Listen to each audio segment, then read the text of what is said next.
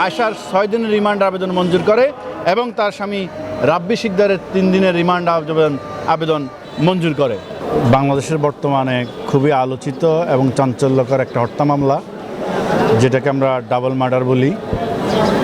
এই মামলাটার হত্যাকাণ্ড যে ঘটনা ঘটে গত 8/12/2025 তারিখে, খুবই মর্মান্তিক এবং হৃদয় স্পর্শকাতর একটা ঘটনা।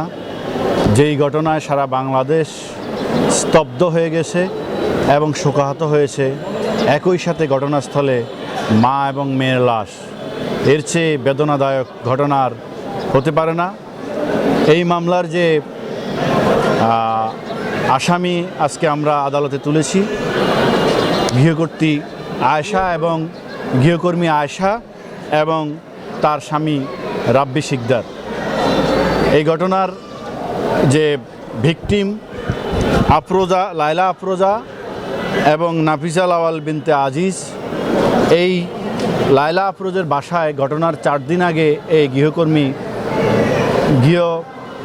গৃহকাজে নিয়োগ প্রায় 4 দিন পরে যে ঘটনা ঘটে, সেই ঘটনার 1 দিন আগে আমরা যে আসামিকে গ্রেপ্তারের পরে আসামির নিকট যে তথ্যপত্র পেয়েছি এবং প্রাথমিক তদন্ত যেটা পেয়েছি, এই আসামি ঘটনার 1 দিন আগে তার বাসা থেকে 2000 টাকা চুরি করে মাত্র।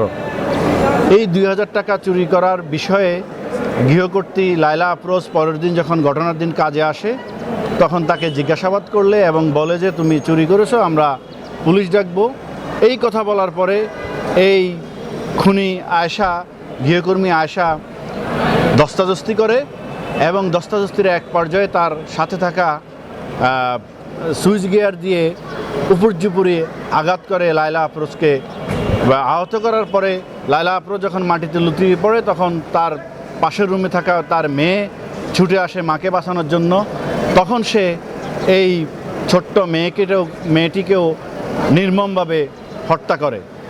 এই হত্যা ঘটনা যখন সারা বাংলাদেশে জানাজানি হয়, আমাদের চৌকস আইনশৃঙ্খলা বাহিনী তথ্য প্রযুক্তির মাধ্যমে এই আসামিকে ঝালকাঠির নলছটির থানা থেকে তার স্বামীর বাড়ি থেকে গ্রেপ্তার করতে সক্ষম হয় এবং তার কাছ থেকে গ্রেপ্তারের পরে যে সেই যখন ঘটনার সময় বাসা থেকে যে চুরিকৃত মালামাল লুণ্ঠন করে নিয়ে যায়, একটা ল্যাপটপ এবং একটা স্বর্ণের চুড়ি এবং একটা স্বর্ণের কানের দুল, স্বর্ণের চেইন তার কাছ থেকে উদ্ধার করে।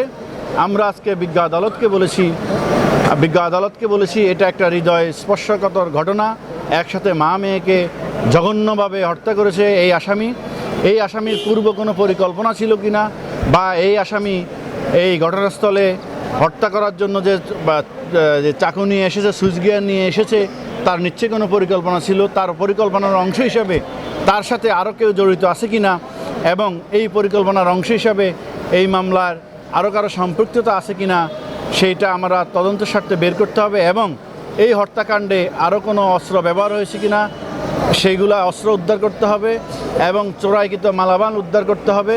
উদ্ধারের স্বার্থে এই আসামিকে আমরা সর্বোচ্চ 10 দিনের রিমান্ড আবেদন করি।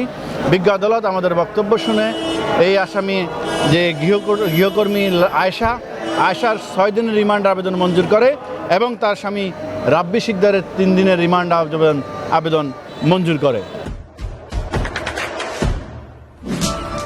দেশে দেশে সবার সাথে দ্য নিউজ।